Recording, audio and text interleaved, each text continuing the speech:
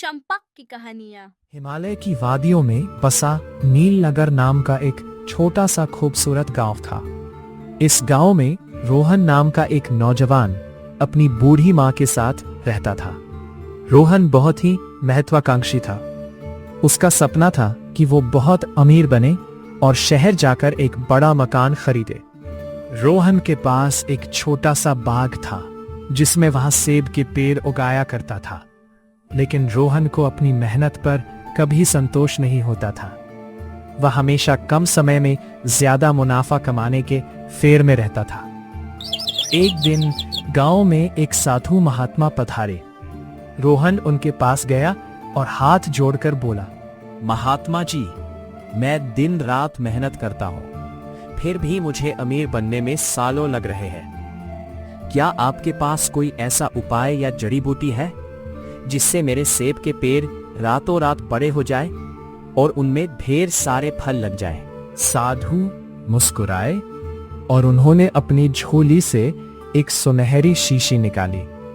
रोहन, इसमें एक जादुई तरल है। यदि तुम हर पेड़ की जड़ में इसकी 2-2 बूंदें डालोगे तो सेब सामान्य से 2 गुनी तेजी से बड़े होंगे। लेकिन याद रखना, अति हमेशा विनाश लाती है। प्रकृति के नियमों के साथ खिलवाड़ मत करना। रोहन बहुत खुश हुआ। वह शीशी लेकर तुरंत अपने बाग में भागा। उसने सब पेड़ों पर 2-2 बूंदें छिड़क दी। अगली ही सुबह जब वह बाग में गया तो उसने देखा कि सेब के पेड़ वाकई काफी बड़े हो चुके थे और उन पर छोटे छोटे फल आने लगे थे। रोहन का लालच जाग उठा। उसने सोचा, अगर 2 बूंद से पेड़ इतने बड़े हो सकते हैं तो क्यों ना मैं पूरी शीशी ही सभी पेड़ों की जड़ों में उंडेल दूं।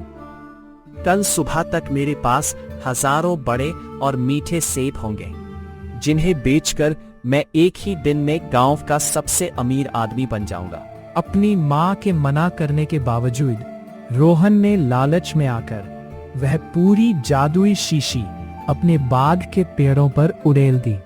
अगली सुबह रोहन बड़ी उम्मीदों के साथ बाग की तरफ दौड़ा, लेकिन वहां का दृश्य देखकर उसके पैरों तले जमीन खिसक गई।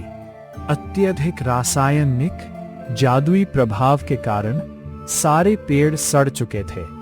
सेब काले पड़कर जमीन पर गिर गए थे और पूरा बाग बदबू से भर गया था।